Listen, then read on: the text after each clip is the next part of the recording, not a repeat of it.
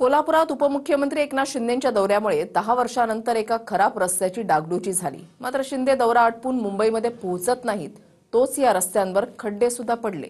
पाहूयात एक रिपोर्ट। मंत्री आले, वर्षानुवर्षांचे खराब रस्ते डांबर टाकून तयार झाले आणि मंत्री गेल्याच्या 24 तासांनी त्याच रस्त्यांवर पुन्हा खड्डे पडले। हा अनुभव सध्या कोल्हापूरकरांना येतोय। एरवी रस्ते दुरुस्त करा म्हणून ओरडून असा घसा कोरडा झाला तरी कोल्हापूरकरांची कुणी दखल घेत नव्हतं। मात्र काल उपमुख्यमंत्री एकनाथ शिंदेंच्या पक्षाचा मेळावा कोल्हापुरात होता, त्यानिमित्तानं यंत्रणा खडबडून जागी झाली। खराब रस्त्यांवर काही तासातच डांबर टाकून रस्ता मंत्र्यांसाठी चमकवला गेला। मात्र एकनाथ शिंदे कोल्हापूरहून मुंबईमध्ये पोहोचत नाहीत, त्याच रस्त्यांवर खड्डे पडले।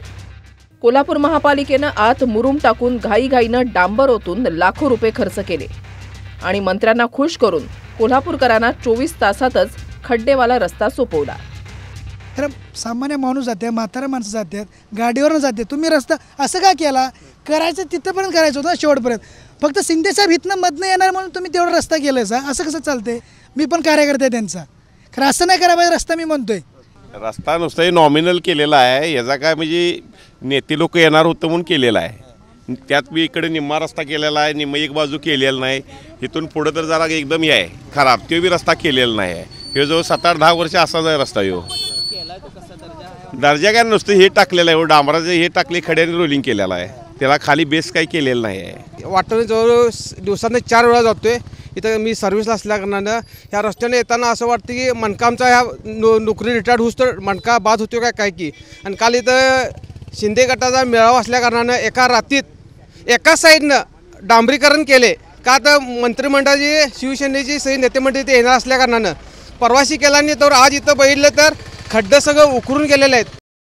सध्या कोल्हापूर शहरामध्ये एकही मुख्य रस्ता असा नाही ज्यावर खड्डे नाहीत। मुख्य रस्ताच काय, अंतर्गत छोटे रस्ते आणि शहरांना जोडणाऱ्या रस्त्यांचीही स्थिती बिकट आहे। या खराब रस्त्यांवरून उपमुख्यमंत्री शिंदेंचा ताफा जाणार म्हणून या रस्त्यांचं भाग्य उजळून निघालं, कारण तब्बल 10 वर्षांनी रस्त्यावर डांबर टाकलं गेलं।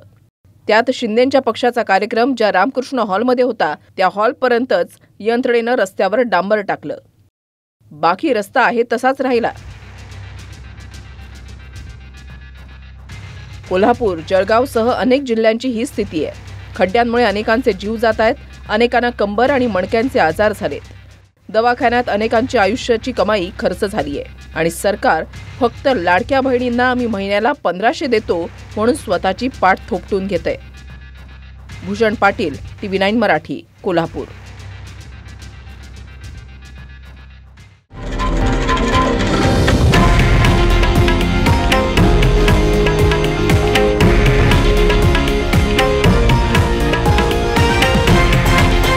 हे आहे देशातील नंबर 1 न्यूज नेटवर्क आणि आपण पाहत आहात TV9 मराठी, एकमेव।